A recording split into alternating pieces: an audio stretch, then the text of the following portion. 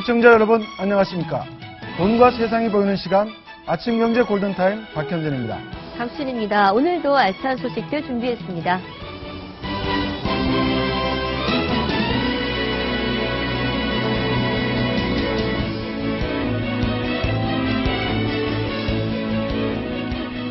네, 오늘의 골든타임입니다. 금호산업 인수전에 유통대기업인 신세계가 가세하면서 박삼구 금호아시아나그룹 회장과 정용진 신세계 회장 간의 자존심을 건 대결이 펼쳐질 수 있다는 분석이 나오고 있습니다.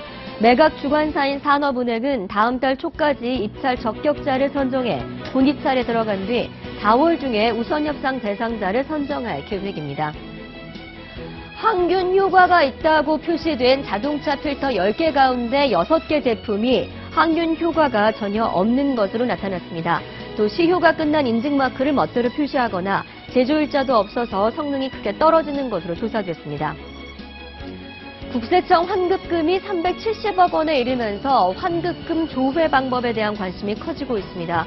국세청은 미수령 환급금을 5년 내에 신청하면 납세자에게 지급되지만 5년 이후에는 국고에 귀속된다고 밝혔습니다. 간통죄가 6년 4개월 만에 다시 헌법재판소 심판대에 오릅니다. 오늘 위헌 결정이 내려지면 간통죄는 62년 만에 사라지게 되고 이에 따라 간통죄 처벌을 받았던 수천 명이 재심을 통해 무죄를 받고 형사 보상금도 받을 수 있게 돼서 관심이 집중되고 있습니다. 국회 대정부질문 첫날 이완구 국무총리가 호주의 승고식을 치렀습니다. 특히 같은 충청 출신으로 전직 총리를 지낸 이해찬 의원이 이 총리의 용어 사용과 겸직 문제를 지적하면서 날카로운 설전이 오갔습니다. 네, 오늘의 골든타임 박상원 공감과 미디어 소장, 이양수 전 청와대 비서실 행정관, 정철진 경제 칼럼니스트, 그리고 김태현 변호사 네 분과 함께하도록 하겠습니다.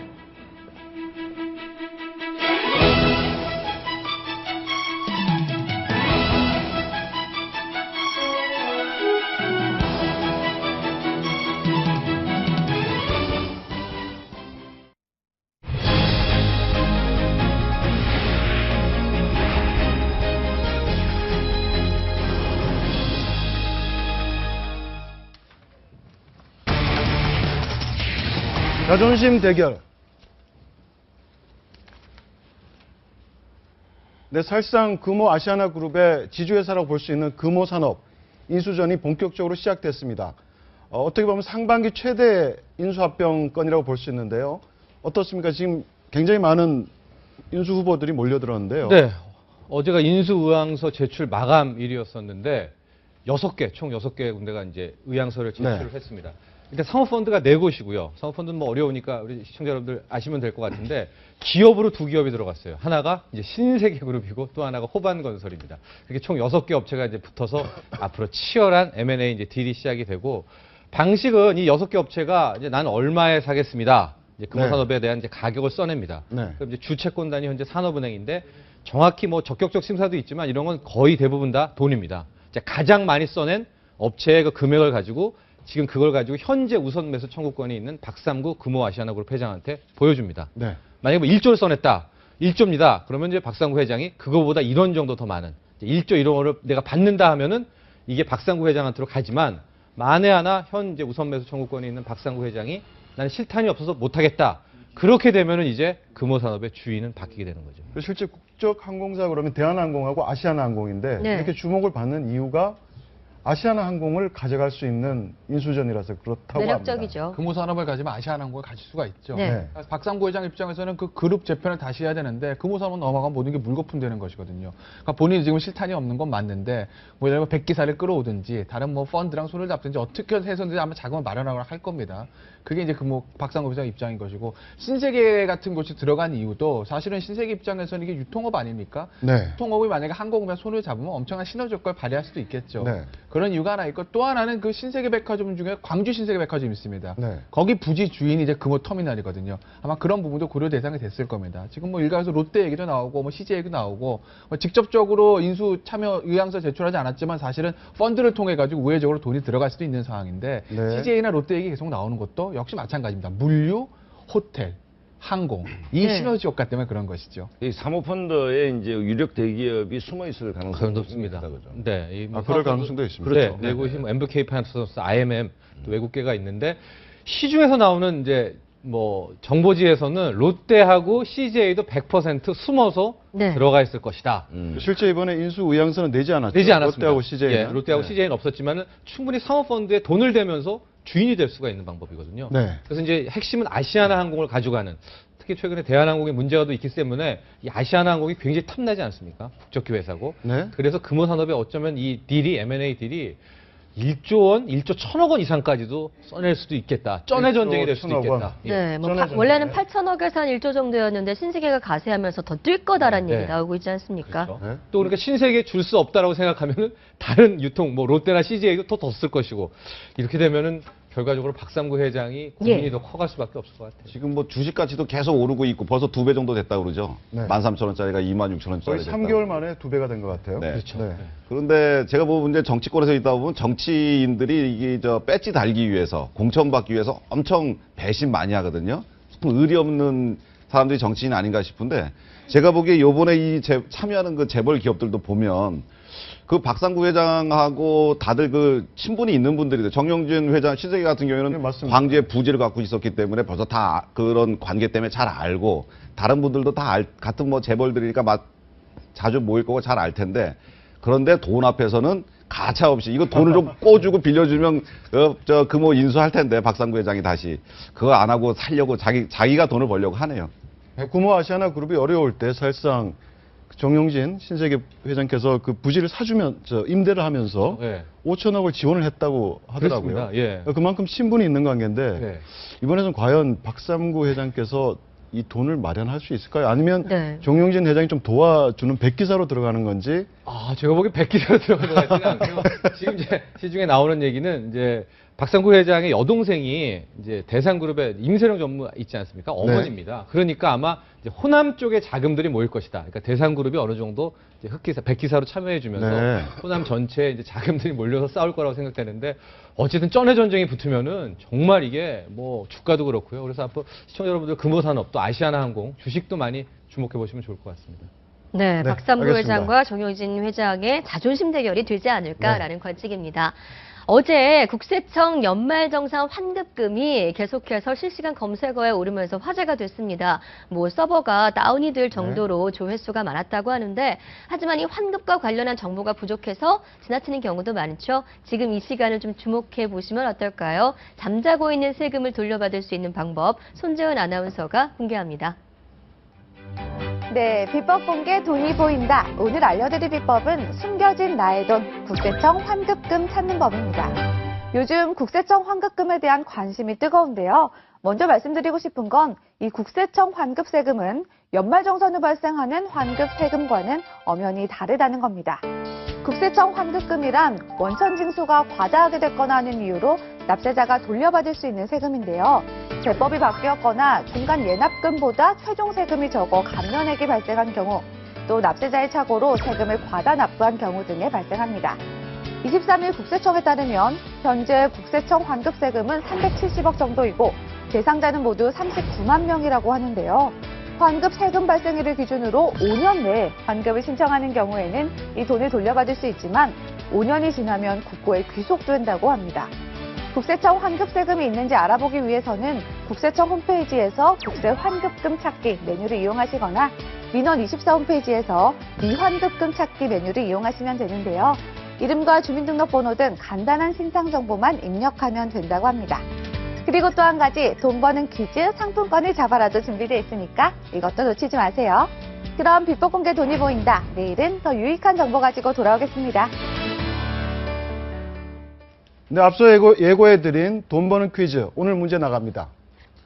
과연 이렇게 돌려받지 못한 환급금을 언제까지 찾아가지 않으면 국고에 귀속될까요? 첫 번째 1번 5년, 두 번째는 100년입니다. 네.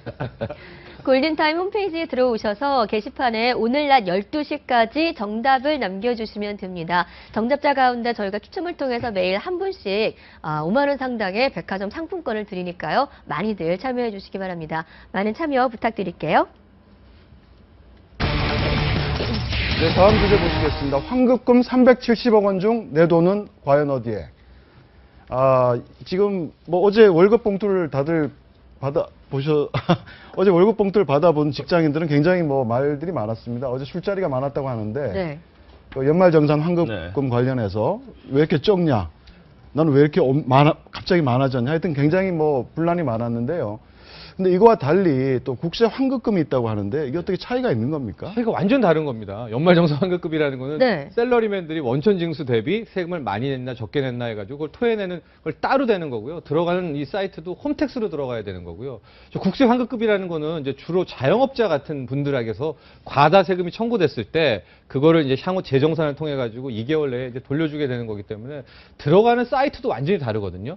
근데 네. 이제 어떻게 최초 좀 뭐가 좀 잘못되면서 이제 일반 샐러리맨들이 이제 연말정산 나 얼마 돌려받아 저 환급금을 확인하러 국세 환급금, 국세청 사이트로 가게 되면서 저 서버가 다운이 되고 이제 이런 일종의 해프닝인데 연말정산을 확인하시려면 정확히 이제 홈택스에 들어가서 환급금 조회란으로 들어가야 됩니다. 근데 그러니까 금액이 환급금이랑 다르죠. 상당하고 네. 그 평균으로 나누면 1인당 10만 원이 넘는다고 그래요. 네. 그냥 지나쳐 버리기는 어려운 돈인데. 예.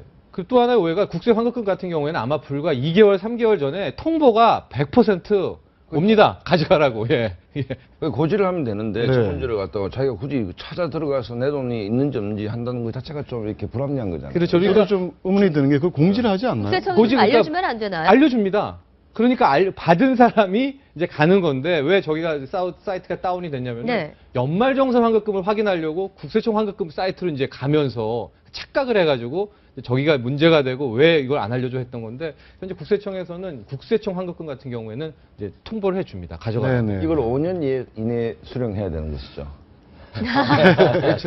박사님이 생각 같아서는 네. 100년 정도는 줘야 될 것 같은데 박사님 이렇게 좀 포인트를 집어서 말씀해 주신 이유가 좀 있는 것 시청자들이 같은데. 우리 프로를 딱 보면 답이 나와야 되는 게 정상 아니에요. 그렇죠. 네, 네. 만약에 근데 그 말씀하셨던 5년을 지나서 네. 나에게 국세청 환급금이 있는 걸 알게 됐다 그러면 어떻게 합니까? 아까 보니까 답이 나왔다는 5년이면 없어진다면서요. 못하는 겁니까? 지나면 국고에 귀속이 되고 네, 국고에 귀속되니까. 실제 지난해 국세 저 환급금 그걸 봤더니 재미난 게 찾아간 사람이 40%도 안 돼요.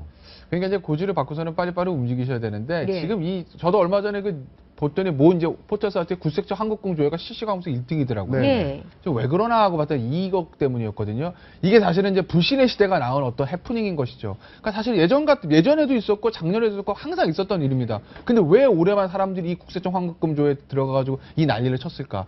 연말정산에서 한 번 속으니까 아 정말 이게 맞는 거야? 예를 들어서 네. 회사에서 나보고 10만 원 다시 뱉어내라네. 정말 10만 원이 맞는 거야? 그리고 이제 확인하러 들어가신 거죠. 아닌 게 아닐까라는. 이게 정말 불신의 시대가 낳은 정부 정책의 어떤 일관성이 없는 그런 정책 때문에 참 뭐 월급쟁이 봉이다 뭐 이런 얘기들 하는데 이런 해프닝까지 발생하게 됐네요. 어제 25일이 사실상 많은 기업들이 월급을 지급하는 날인데 굉장히 말이 많았어요. 연말정산 환급금. 네. 뭐 어떻게 이게 좀 여전히 여파가 이어질 것 같습니까? 어떻습니까 이게? 여파는 일단 이어지고 그걸 분납해준다. 3개월 분납을 하게 하고 그걸 다시 소급하게 하고 여러 가지 정치권에서 얘기를 하고 있는데 지금 나온 방법은요. 그때 최경환 부총도 얘기했죠. 조삼모사식 해가지고 아마 2월 월급부터 아마 3월 월급일 3월 수도 있는데 월급부터. 원천 징수액이 작년 대비 확 줄입니다. 그러니까 옛날에는 원천 징수액을 많이 띈 다음에 그에 해당하는 금액을 이제 돌려줬는데 돌려줬는데. 이걸 이제 조금씩 뛰면서 이제 네. 나중에 환급 금액을 많이 돌려주겠다 이런 식으로 좀 착시 효과를 노린다는 방법이 있는데 근본적으로 이제 세액공제에 대한 담론이 좀 필요하겠죠. 이 문제가 이제 정치적으로도 굉장히 지금 새누리당에 부담이 되는 측면이죠. 네. 예를 들어서 우리가 좀 심각한 얘기 해보면 부마 민주항쟁이 왜 일어났느냐. 부가세 때문에 일어났는데 네. 지금 그 유리알 지갑 봉급쟁이들이 전부 뿌리 나 있는 상황에서 내년 4월 총선을 치러야 된다. 네. 그럼 내년에도 연말정산이 있지 않습니까? 내년 4월 총선인데 지금 몇 월 달입니까? 그래서 박근혜 대통령이 그걸 수습하기 위해서 많은 노력을 하고 있지 않아요? 그런데 이걸 뭐 이왕 뜯어갔는데 이제 분납한다는 거 가지고 이제 화가 누그러지겠냐 이 문제. 그렇기 네. 때문에 이게 지금 내년 총선까지 집권당이 풀어야 될 엄청난 숙제다 이 문제를 어떻게 세금 생각할 문제, 것인가. 그렇죠. 세금 문제, 연말정산 문제는 아마 올 한 해 내내 화제가 될 것으로 보입니다. 네, 다음 주제로 한번 넘어가 보시죠. 네, 황사 못 막는 항균 필터. 한번 보시죠. 최악의 중국발 황사 탓에 최근 자동차 에어컨 필터를 교체하는 운전자가 늘고 있는데 대기업 등 유명 브랜드 업체가 만든 에어컨 필터임에도 불구하고 불량 제품들이 많다고 합니다. 이준영 기자의 리포트 먼저 보시죠. 국내 대기업이 만든 자동차용 에어컨 필터입니다. 항균 효과가 있다고 버젓이 광고하고 있지만 실제는 딴판이었습니다. 소비자연맹이 시중에 판매하는 에어컨 필터의 항균 효과를 실험해봤더니 LG 하우시스와 3M 등 유명 브랜드의 6개 제품이 광고와 달리 효과가 전혀 없었습니다. 미세먼지 제거 효율 시험에선 3M과 보쉬 등의 5개 제품이 표기된 값보다 실제 성능이 떨어지는 것으로 나왔습니다. 또한 LG 하우시스 제품은 미세먼지 기준을 20에서 30 마이크로미터로 표시해 환경부의 10 마이크로미터 이하 기준을 크게 벗어났습니다. 6개월 이상 또는 10,000km 이상 주행을 한 후에는요, 꼭 그 에어컨 필터를 교체할 필요가 있습니다. 황사 때는 미세먼지뿐만 아니라 석영과 알루미늄 등이 포함된 흙먼지가 차량으로 유입돼 운전자의 건강과 차량 성능을 위협할 수 있습니다. 따라서 엉터리 제품의 효과만 믿기보다는 외부 공기가 들어오지 않도록 공기흡입 장치를 손보고 연료 필터와 냉각수도 점검하는 것이 좋겠습니다. 채널A 뉴스 이준영입니다. 네, 대기업이 만든 에어컨 필터로 못 믿을 판에 마스크 한 장 쓰고 과연 황사를 막을 수 있을까요? 다음 달엔 중금속을 포함한 대형 황사가 찾아온다고 하는데 어떻습니까? 이게 상당히 걱정도 되고 지금 굉장히 목이 중요하신 분들이 있잖아요. 이게 지금 중국 이제 화면들 보면 막 베이징 같은 데 보면 뭐 안 보이잖아요, 앞이. 그렇잖아요. 저 뭐 지인도 베이징 사는데 방마다 최고급 그 공기청정기를 갖다 놓는데 하나로 안 된다는 거죠. 근데 우리나라 황사가 더 위험하다는 거거든요, 중국보다. 왜? 중국은 사실 고비 사막에 있는 모래만 나오는데 우리나라는 그 황사 모래에다가 중국 동부 해안의 공업지대에서 있는 중금속까지 합쳐서 오기 때문에 중국보다 정말 더 위험한 황사라고 하는데 사실 딱히 방법은 없죠. 이게 뭐 정말 공기청정기 많이 틀어놓고 하는 날 외출 안 하고 외출하게 되면 마스크 쓰는 정도 말고는 실질적으로 막을 방법이 좀 없는 게 좀 안타까운 일인 것 같아요. 네, 중국발 중금속 황사 성분 한번 보실까요? 지금 저희가 준비한 자료에 따르면 니켈, 카드뮴, 크롬, 미생물, 곰팡이 다 들어있는데 발암물질이고요. 폐나 심경, 신경계, 호흡기 질환 유발할 수 있는 굉장히 안 좋은 물질들을 가득 담고 있습니다. 약국에 가면 일반 마스크 말고 황사 마스크를 따로 있죠. 파는데 이건 거의 뭐 한 98% 정도 필터링이 된다 그러니까 이건 그것도 믿을 수 있을까요? 어쨌든 뭐 신문에 보면 그렇게 돼 있다 하니까 어쨌든 그거로 또 필수품으로 좀 지참을 해야 되는 거 아니냐. 왜냐면 너무 심합니다, 봄 되면. 며칠 전에도 큰 황사가 있었는데 저도 목이 깔깔하고 했었는데 어쨌든 저녁에 삼겹살 먹는 거 못지않게 마스크를 좀 지참하는 게 중요하다 이런 생각이 듭니다. 실제 삼겹살보다는 다른 음식들이 황사에 도움이 된다고 그러는데 예, 저 같은 경우는 이제 비염이 있어갖고 봄마다 이 황사가 사실은 아주 부담스럽습니다. 왜냐하면 이 황사가 미세먼지가 들어가서 상당히 이제 호흡기에 이제 여러 가지 부작용을 일으키는데요.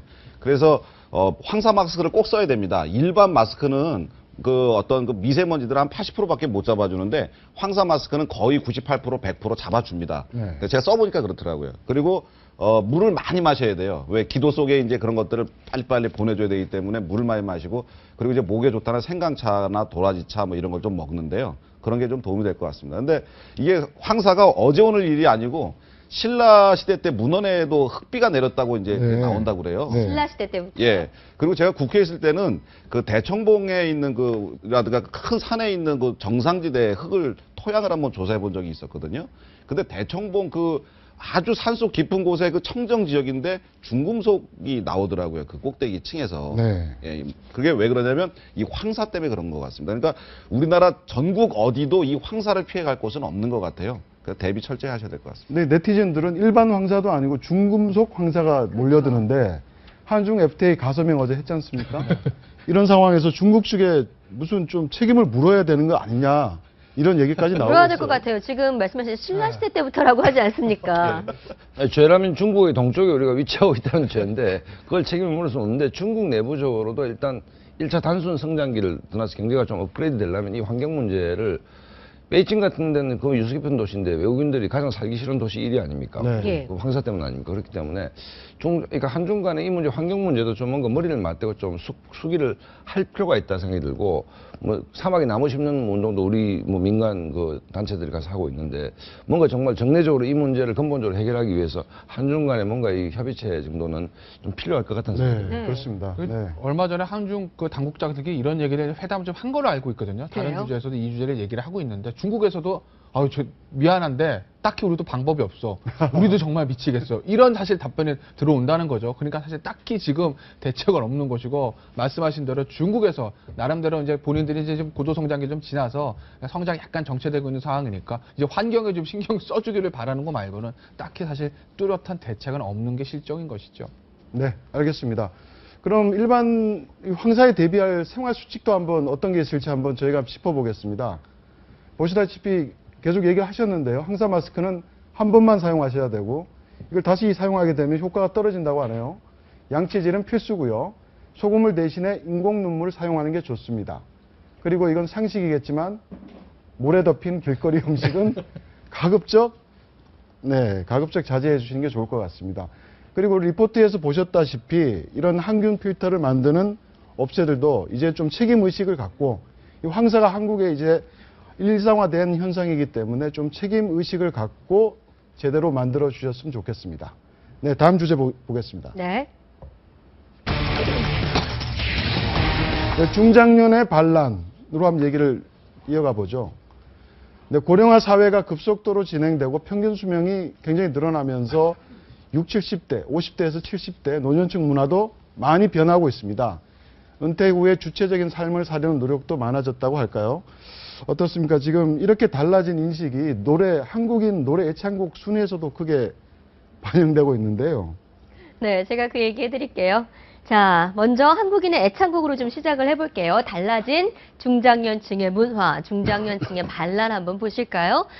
한국인의 애창곡, 여러분들은 어떤 곡을 평상시에 좀 흥얼흥얼 즐겨 부르시나요? 한국인이 가장 즐겨 부르는 노래 5위부터 공개를 하도록 하겠습니다. 자, 엘레지의 여왕, 국민가수 이미자 씨의 동백 아가씨가 5위를 차지했습니다. 그러면서 공동 5위로 비 내리는 호남선, 김수희 씨의 남행열차가 5위에 올랐고요.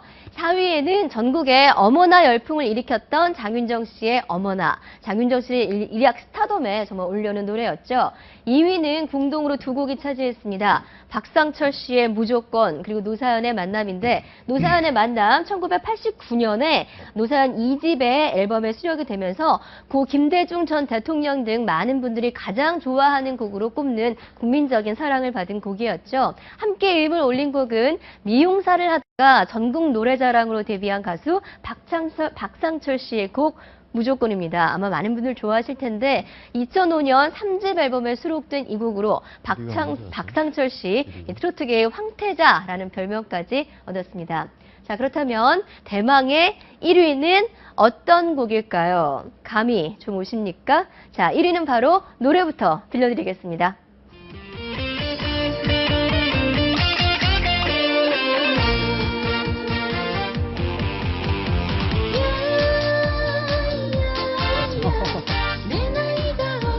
네, 그렇습니다. 오승근의 내 나이가 어때서가? 내 나이가 어때서입니다. 한국인의 애창곡 1위.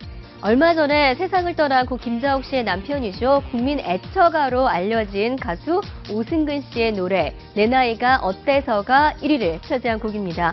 2012년에 발표되자마자 그야말로 선풍적인 인기를 끌었는데 포털 사이트에서 트로트 차트라고 검색을 하면 부동의 1위를 현재 차지하고 있는 곡이 바로 이 곡입니다. 특히 새로운 6070으로 떠오르고 있는 신중년 세대에게 그렇게나 많은 사랑을 받고 있다고 합니다. 네, 신중년의 달라진 애정관, 가족관 등은 황혼, 재혼 등 다양한 형태로 이어지고 있는데요. 이와 관련된 법적 공방도 계속 이어지고 있죠. 그렇겠죠. 아무래도 이제 재혼들 하시게 되면 또 상속 문제들이 있고, 뭐 그런 재산 분할 문제도 있고, 그래서 이제 굉장히 이런 문제들이 많이 생기는데, 그래서 이제 전문가들이 비롯한 재혼들 중에 하나는 황혼 재혼하시는 분들이 애초에 재혼하실 때 어떤 각자의 재산이나 어떤 그런 부분에 대해서 좀 미리 좀 약속을 해놓고 시작하는 게 맞다는 거죠. 왜냐하면 항상 황혼 재혼하고 뭐 둘 중에 한 분이 먼저 돌아가시게 되면 기존의 자식들 간의 어떤 그런 분쟁들이 꼭 생기거든요. 그렇기 때문에 재혼 이제 본격적으로 시작하시기 전에 그런 재산 문제에 대해서 이미 다 정리를 하시고 시작하는 게 훨씬 도움이 될 겁니다. 저는 오늘 이 동아일보 보도 내 나이가 어때서가 1위를 차지했다는 이 이제 조사를 보고 조금 깜짝 놀란 게 이게 내 나이가 어때서가 한국민의 애창곡 1위가 될 수는 없거든요. 근데 조사 내용을 봤더니 이제 1,700명을 조사를 했는데 이제 34명밖에 그러니까 2%도 채 안 되는 1위가 된 거예요. 그러니까 뭐 일각에서는 이게 통계의 문제다, 오류다 이런 얘기도 하는데 실은 여기에 큰 의미가 있습니다. 왜냐하면 60, 70 같은 거는 힘을 뭉쳐가지고 내 나이랑 어때서란 노래를 지금 1위까지 끌어올릴 수 있는 네. 그런 하나의 이제 새로운 힘을 갖고 있다라는 걸 또 역설적으로 방증을 하거든요.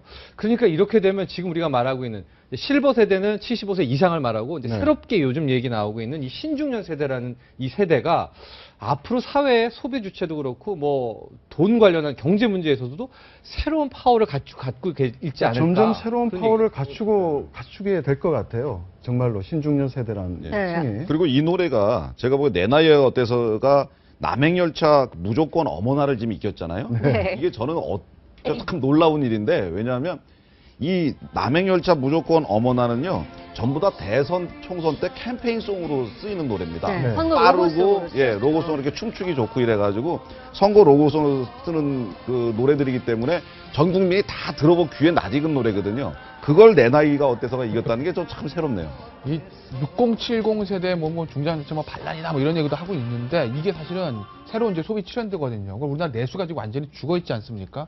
그럼 내수를 진작시킬 동력들을 찾아야 되는데 60, 70 세대가 어제 본인들의 인생을 깨닫기 시작하면서 야, 왜 우리가 자식만 보고 사니? 이제부터 우리도 또 돈 쓰고 살래. 내 인생을 찾을래라는 그런 힘들이 아마 내수 진작에 어느 정도 약간의 어떤 그 실마리라고 할까요? 어떤 마중물이 될 수도 있을 가능성도 있기 이제 때문에 그렇게 되면 좋은데 구조적으로 보면 이게 이제 고령화가 경제에 굉장히 위기적 요소죠. 네. 왜냐하면 노인이 집이 하나 있으면 빨리 이제 저소생활로 가시면 그 집을 자식한테 물려받고 이게 해체가 되면서 집을 사거나 이래야 되는데 100세를 살아야 되는데 내가 아파트를 하나 갖고 있다. 그럼 이거 가지고 30년을 더 버텨야 되는데 자식한테 물려줄 게 없잖아요, 지금. 네네. 그러니까 이제 예를 들어서 결혼을 안 하게 되고, 그 다음에 이게 서큘, 순환이 잘 안 되는. 그러니까 한국의 경제정책도 이제 패러다임 시프트가 된 거 아니냐, 이거예요. 그러니까 새로운 패러다임에 맞춘 어떤 형태의 어떤 소비 진작책이라든지 뭐 이게 좀 필요하지 않느냐 봐집니다. 우리 네. 박사님 굉장히 좋은 지적하셨는데요. 이 신중년 세대가 돈을 써야 됩니다. 그래서 이 부를 밑으로 내려줘야 되거든요. 그래서 이게 그래픽이 준비됐는지 모르겠는데 최근 트렌드를 보면 이제 그 위에 실버 세대 같은 경우에는 이 자손 유산 상속에 있어서 이미 다 거의 물려준 비율이 굉장히 많은 반면에 네. 607 저기 나와 있죠. 저희가 그 얘기 좀 해드릴게요. 예. 아무래도 내 나이가 어때서 이 노래 제목 자체가 달라진 6070의 어떤 마음가짐이나 생각을 반영한다고 보이는데 노후에 대한 생각 말씀하셨듯이 마지막에 보면 재산 물려줬다. 실버 세대는 78%에 네. 달했습니다. 하지만 신중년 신중년 세대 보세요. 세대는 예. 10%도 안 됩니다. 그러니까 신중년 세대 같은 경우에는 자신들이 직접 돈을 쥐고 소비와 자신들의 생활을 네. 누린다는 거죠. 네, 네. 그래서 신중년 세대가 앞으로 뭐 내수에 또 하나의 역할을 좀 해줬으면 하는 우리 어르신들 본인들의 좀 인생도 즐기시면서 이런 예. 생각도 가져봅니다. 아까 그 그래픽을 좀 다시 보면요. 재산을 물려주지 않는 부분도 많지만 어떤 자녀에 대한 의존도 같은 것도 굉장히 낮고 그리고 부부끼리 산다. 부부애가 조금 더 강조된 면도 좀 있는 것 같아요. 즉 자식들보다는 우리 세대, 나와 마누라. 에 대한 얘기가 좀 더 많아진 것 그렇죠. 같아요. 이제 회사에서 이제 뭐 물러나면 결국 이제 제일 그 중요한 게 딱 붙어 있어라. 그러니까 그 네. 저 신발에 붙은 낙엽처럼 마누라에 딱 붙어 있어라라고 얘기하는데 뭐 곰탕 끓여놓고 뭐 어딘가 싹 사라지더라도 네. 자기 집을 꼭 지키고 있어야 된다. 뭐 이런 요즘 뭐 얘기가 굉장히 있지 지혜로운 않습니까? 신중년 분들이 많으세요. 과거 같으면은 자식들이 사업한다, 뭐 돈 좀 뭐 집 늘려야 된다 그러면 돈을 이렇게 뭉텅이 돈을 줬었잖아요. 그 유산으로 주는 거죠. 뭐 상속을 미리 해주고 이제 그러는 건데 요즘은 절대 그렇게 안 하고 집에 주말이나 이럴 때 오면 조금씩 준답니다. 네. 적은 돈으로. 그러면 그 돈 받는 기분이라도 열심히 올 거 아니겠어요? 네. 그래서 자식 얼굴 보고. 그래서 이렇게 현명한 신중년들이 많이 늘어나시는 어떤 분위기인 것 같아요. 그러니까 우리 사회의 새로운 주체로 떠오르고 있는 신중년 세대. 과연 우리 경제와 사회를 어떻게 바꿔나갈지 그리고 문화를 어떻게 바꿔나갈지 주목됩니다. 네, 다음 주제 보시겠습니다. 예, 위기의 두 남자. 오늘 이 두 남자 얘기를 안 할 수가 없는데요. 네. 먼저 저희가 이야기할 위기의 남자는 바로 가수 김현중, 가수이자 배우인 김현중 씨입니다. 지금 진실공방이 전 여자친구와의 임신설 가운데서 굉장히 뭐 진실공방이 치열합니다. 어제 한 매체를 통해서 여자친구가 또 인터뷰를 하기도 했는데 진실공방 지금 어떻게 진행이 좀 되고 있습니까? 정리를 한번 좀 해주실까요? 지금 화면에 나오고 사실은 있죠. 그 김현중 씨가 예전에 이제 폭행 사건이 있었잖아요. 네. 여자친구를 이제 때려가지고 이제 뭐 벌금형 뭐 이렇게 되긴 했는데 뭐 그건 또 지나간 얘기고. 근데 문제는 그 사건 이후로 한 작년 11월인가요? 11월부터 한 12월까지 뭐 두 사람 다시 한번 만났답니다. 예. 11월에 다시 만났다고 네, 하더라고요. 12월 네. 다시 만났는데 그 와중에서 이제 어쨌든 뭔가 좀 관계가 좀 있었던 것 같아요. 네. 그리고 나서 이제 여자친구가 1월 달에 이제 임신한 사실을 알린 거죠. 네. 임신한 사실 알렸는데 김현중 씨 이제 군대를 가야 되는 상황이고, 그래서 결혼을 한 해 만에 이제 이런 얘기도 며칠 전부터 보도되지 않았습니까? 예. 근데 이제 어제죠. 뭐 인터넷 매체에서 그 여자친구가 김현중 씨와의 오고 갔던 문자들을 공개하면서 본인의 이제 속마음을 털어놓은 것이죠. 여자친구의 주장은 김현중 씨 애라는 것이고, 김현중 씨 측 입장은 아직은 글쎄 뭐 소속사에서 공식적인 입장은 나왔다가 좀 번복하는 것 같은데, 현재까지 여자친구의 말을 빌리면 김현중 씨 측, 뭐 아버지 측에서 아직은 확실히 믿을 수는 없다. 뭐 그래서 자기들이 지정하는 병원에 한번 가서 확인해보자, 뭐 이런 입장력 같습니다. 그러니까 사실 저 화면에 보시다시피 당초에 나왔던 김현중 측 입장은 결혼에 대한 얘기는 사실 무근이다. 확인할 수가 없다. 그렇지만 지금 다시 우리 최 씨 측이 어제 문자 공개했잖아요. 예. 네. 그 이후에 공식 입장을 내놓고 있지 않아요. 예, 그 이유는 내놓지 않고는 있죠. 그래서 이게 과연 진실이 뭔지. 근데 저 문자 내용을 보면 그 결혼 얘기가 분명히 나오고 있어요. 결혼을 네. 하겠다. 네.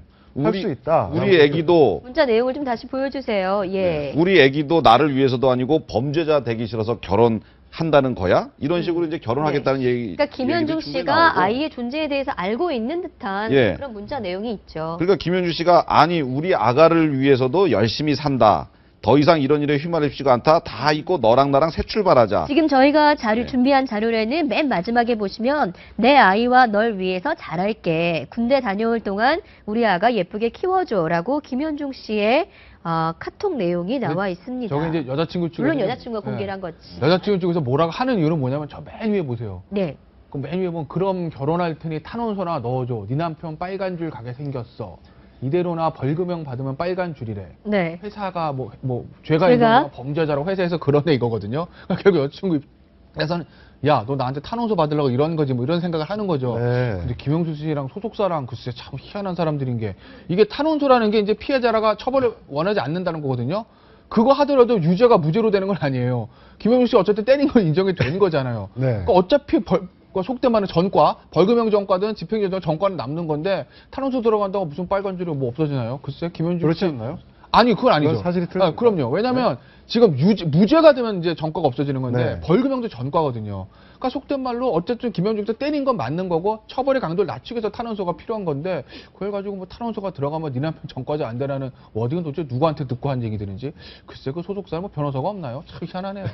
그 뭐 언론에 의하면은 김현중 씨 아버지도 그 이 A 씨에 대해서 좀 임신 사실 믿을 수 없다 하면서 그 아버지가 특정 병원의 어떤 의사를 지정해서 가서 좀 이렇게 진료를 받아봐라, 이렇게 검사를 받았으면 좋겠다 이런 얘기를 했대요. 그래서 A 씨가 굉장히 상처를 많이 입어서 나 그냥 아기 낳아서 혼자 나 키우겠다. 뭐 아기로 인해서 나의 존재를 부정하지 마라 이런 이야기를 남겼다고 합니다.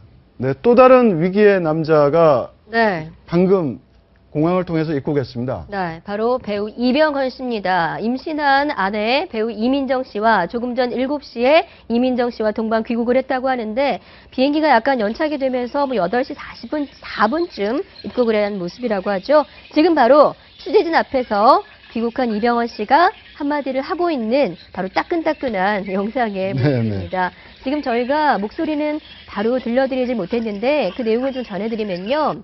많은 분들께 상처와 불편을 끼쳐드려서 죄송하다. 모든 비난은 혼자 감당하겠다. 가족에게 평생을 갚아도 다 갚지 못한 큰 빚을 지었다. 너무나도 미안하다라고 말을 했습니다. 네, 부인인 이민정 씨는 묵묵부답으로 공항을 네. 빠져나왔고요. 지금 보시는 화면은 저희 취재기자가 휴대폰으로 촬영한 겁니다. 예, 화질은 다소 떨어질 수 있지만 현장성을 그만큼 좀 긴박하게 담았다라고 감안하고 봐주시면 어떨까라는 생각이 드네요. 근데 어떻게 되건 이병헌 씨가 준공식 기자회견을 그렇죠. 하고 있네요. 네, 첫 네. 번째로 하는 일단은. 거죠, 사실은. 예. 그 50억 동영상 협박 사건이 일어난 지 한 5개월 만에 취재진 앞에 처음으로 쓴 겁니다. 어떻게 생각하세요, 김태형 변호사님? 무슨 말 하겠어요. 저 말을 몇 개 가족한테 다 갚겠다. 무리를 일으켜서 죄송하다. 뭐 네. 이런 얘기 몇 개 무슨 얘기를 하겠어. 어쨌든 본인이 사실은 피해자긴 한데, 이게 정말 재밌는 게 피해자잖아요. 협박의 피해자.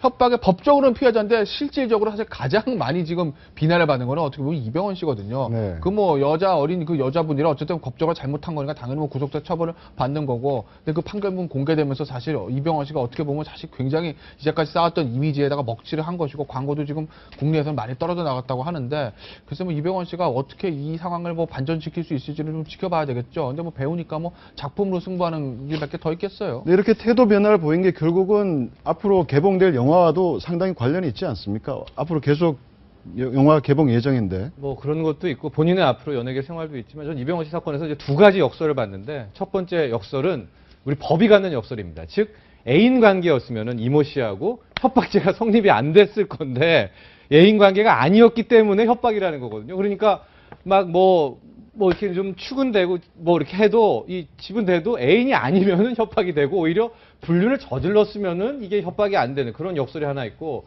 원래 이게 전형적으로 품위 이 훼손이 돼서 아마 이 광고 CF 소속사로부터 진짜 몇백억대 소송을 받았어야 될 건데 결론적으로 피해자였기 때문에 또 이병헌 씨가 모든 그런 관련 소송에서 또 면책을 받는 그런 이제 역설이 나와서 이병헌 씨가 앞으로 좀 평생 갚는다고 했는데 그 의미가 상당히 있다고 봅니다. 그 말의 의미가요. 네, 이민정 씨 같은 경우에는 지금 임신 8개월, 4월에 출산을 앞두고 있는데 공항을 빠져나갈 때 뭐 두꺼운 옷을 입었지만 만삭인 배를 가릴 수는 없었다라고 지금 뭐 전언이 들려오고 있는데 저희가 위기의 남자라고 제목을 달긴 했지만 가족 관계에 있어서는 위기는 아닌 것 같아요. 그건 뭐 사실 뭐 솔직히 말씀드리면 가족 관계나 부부 관계 뭐 둘만 하지 우리가 어떻게 알겠어요. 근데 어찌됐건 뭐 겉으로는 지금 뭐 애도 많이 가졌고 만삭이고 아주 뭐 강남에 아주 초호화 이제 뭐 그 산후조리원까지 예약을 다 했다는 게 이제 방송에 다 보도되지 않았습니까? 그러니까 어찌됐건 간에 뭐 비온 뒤에 땅에 굳는다고 잘 살길 바라야 되겠죠. 그 사실 모든 게 그렇습니다. 부부 문제는요. 그 뭐 부인만 괜찮다고 하면 뭐 외부에서 뭐라 할 수 없는 거 아니겠어요? 예전에 클린턴 대통령의 그 루이스키 스캔들 일으켰을 때도 힐러리 여사가 그 얘기했거든요. 내가 괜찮던데 너희들이 왜 그래? 그 한마디로 이제 클린턴의 어떤 그런 성적 섹스 스캔들을 무마를 시켰는데 글쎄 뭐 이민정 씨가 현명하게 대처할 거라고 믿습니다. 네, 알겠습니다. 다음 주제 한번 넘어가 보시죠.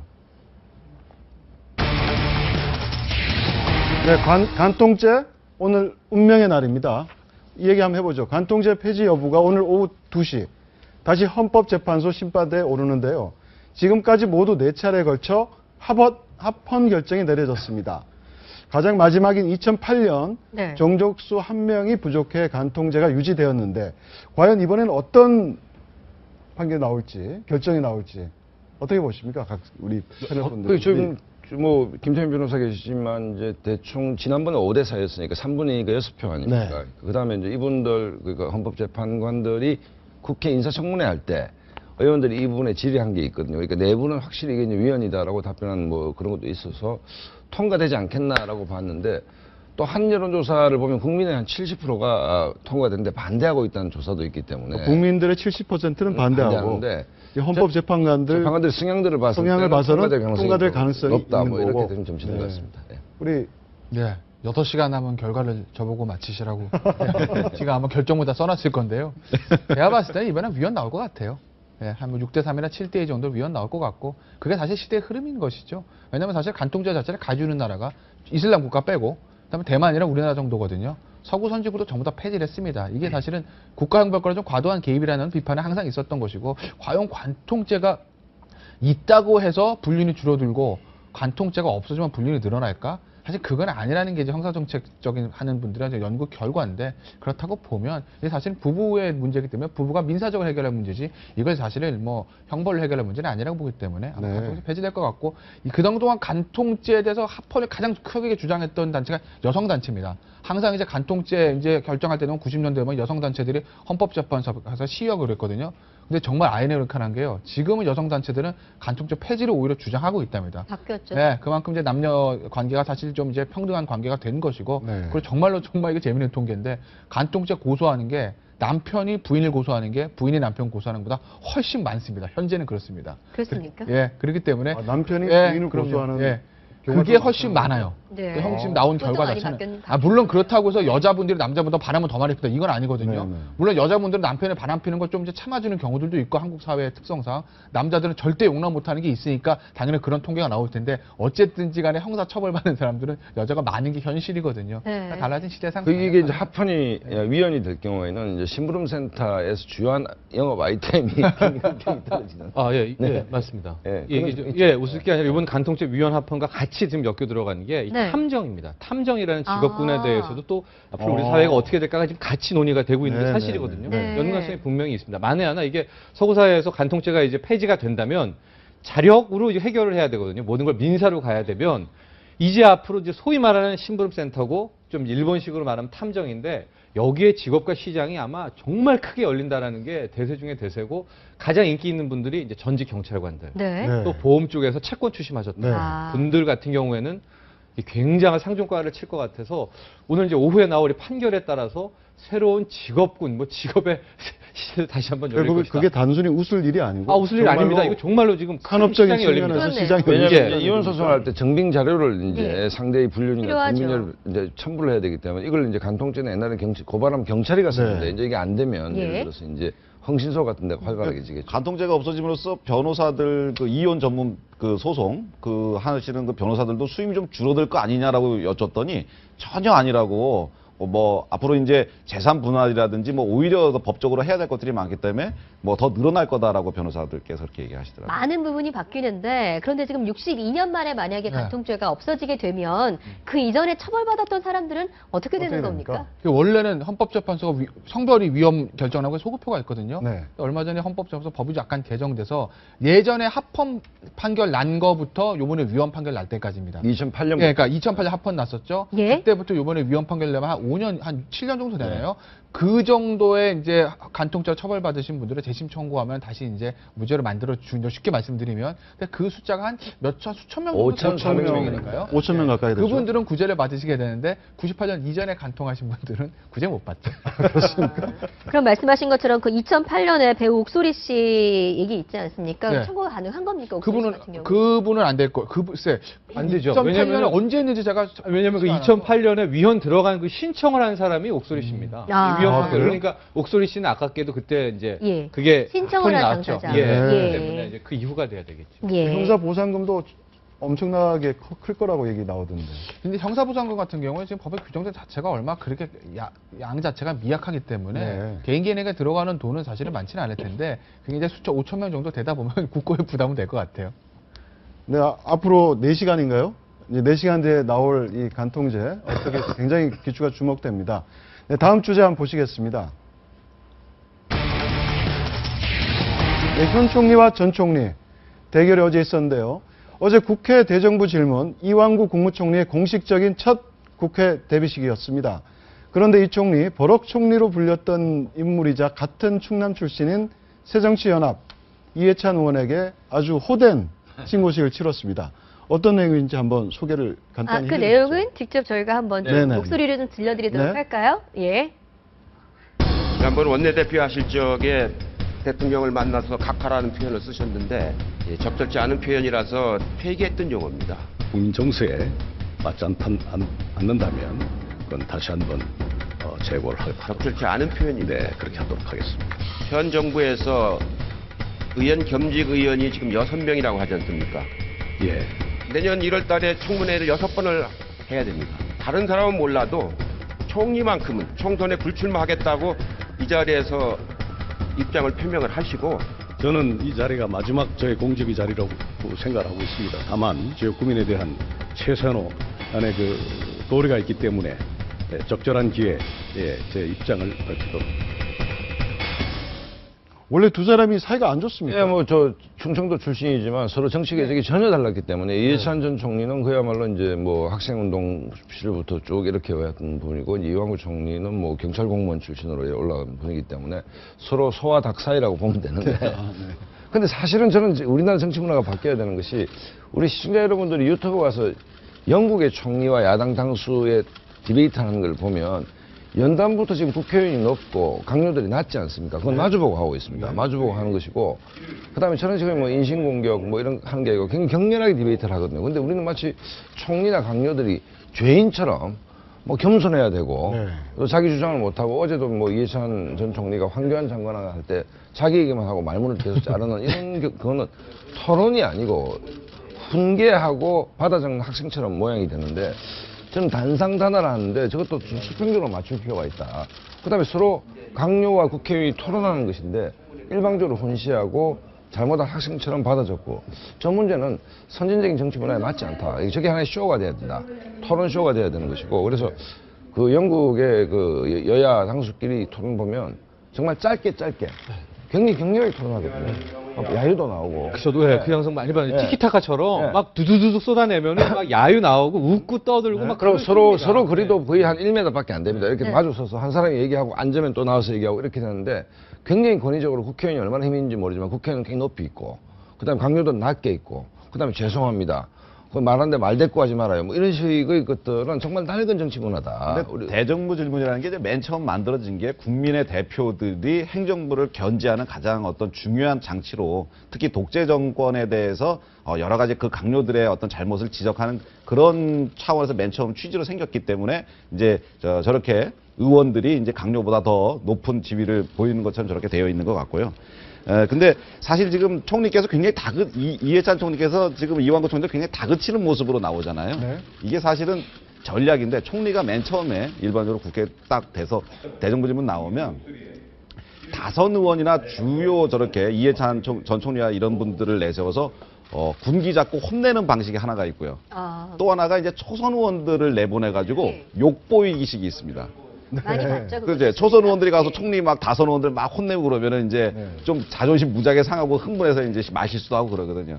근데 그 두 가지 중에 이번에 이제 이해찬 의원이 나오셔가지고 했는데, 제가 보기엔 충청 지역에서 당은 다르지만 선배고, 그 다음에 총리를 역임하신 어떤 다선 의원이시면 저렇게 다그치는 모습보다는 조언하는 모습이 훨씬 아름답지 않나, 그런 생각이 듭니다. 어제 이완구 총리는 말실수는 안 한 겁니까? 네, 겸손 모드인데, 그래서 정의화 의장이 좀 잘하고 계신데, 정말 저 문화를 우리가 뭐 간통제도표 위원 뭐 이런 얘기 하는데, 정치는 말로 하는 것인데, 말이 단데, 저런 식으로 갑걸 개념으로 완전 단상의 배치나 저렇게 하는 것이 옳으냐. 어제 국정조사도 또 파행됐죠. 예를 들어서 저거하고 다르게. 그렇기 때문에 뭔가 좀 이렇게 그 국회의원들이 조사하는 게 아니고 수사하는 것 같은 태도, 그다음에 뭐 전직 총리가 지내신 이해찬 총리가 좀 윽박지르는 태도는 토론이 아니죠. 저거는 지시와 집행하는 거 뭐 비슷한 구조이기 때문에 저 문화는 정치평론 입장에서 좀 진짜 바꿔야 된다. 네, 이완구 총리 뭐 실수는 안 했지만 뭐 총선 불출마 얘기나 남북 관계 같은 민감한 얘기는 요리조리 다 피해갔다, 이런 지적이 있긴 있어요. 그저께 김종필 전 총리가 그 정재철 고문의 아들은 정호준 의원한테 한 얘기들 보면은, 이완구 총리가 뭐 성격이 우리처럼 느글느글하지 못해서 대경부에서 고생 좀 할 거야, 뭐 이렇게 쿡 찔러면 욱해서 대답할 거야, 이런 식의 이제 말씀을 하셨던 것 같은데, 어제는 뭐 데뷔 전 치고 무난하게 넘어갔죠. 근데 이완구 총리 같은 경우에는 뭐 행정부에서는 지금 뭐 해임 재청권 건의하겠다라고 하고 강한 드라이브를 거시는 것 같은데, 밑에 이제 장관들이나 회의할 때는. 근데 국회에 와서는 아무래도 자세를 좀 낮출 수밖에 없는 것이, 사실은 인사청문회 때 고생도 많이 했고, 이번에 사실 그렇게 많은 표를 받고서는 동의를 받은 것은 아니거든요. 더군다나 지금은 권력의 중심이 행정부에서 어느 정도 입법으로 넘어가 있는 상태고, 결국 이완구 총리가 실적을 내기 위해서는 법안 통과가 최우선인데, 그렇게 되어 본다면 국회와의 어떤 원활한 관계가 필수적인 것이죠. 그렇기 때문에 이완구 총리로서는 어제 사실은 굉장히 수비적인 자세로 임할 수밖에 없었고, 당분간은 국회에 대한 자세는 조금 낮은 자세를 유지는 할 것 같습니다. 총선 불출마에 대한 질문에 대해서는 뭐 좀 원론적인 답변이라고 해야 되나? 그러면 당장 뭐 이해찬 어떻게 의원이 보세요? 질문에 대해서 불출마하겠습니다. 그건 개인이 결정할 문제는 전혀 아니죠. 전혀 아니기 때문에 그 문제에 대해서 질문에 대해서 출마하겠습니다, 안 하겠습니다 단답형으로 대답할 수 있는 성격의 문제는 아니고, 또 원래 정치인들이 그렇게 시원하게 얘기를 하지 않습니다. 항상 여지와 복선을 깔기 때문에 어제 뭐 어떤 예리한 질문이었는데 뭐 비교적 정답을 얘기했다. 저런 수준 아니겠어요? 100점짜리 준비된 답변이죠. 그거는 뭐 이제 항상 저 정도 위치, 저런 상황에 처해 있는 분들이 하는 준비된 답변, 답변의 정형이었습니다. 책에 있는 얘기입니다. 저는 사실 어제 이해찬 이해찬 전 총리의 그 얘기보다는 이재호 의원이 좀 너무 생뚱맞더라고요. 그 총리에 대해서. 개헌 얘기하고 이러는 거. 네. 그 MB 정권 때 이재호 의원이 2인자였지 않습니까? 예. 그 2인자 그때 그 개헌 추진하시지. 뭐 이제 와서 이렇게 하시는 거 보고 그때 좀 재밌었던 것 같아요. 네, 잘 알겠습니다.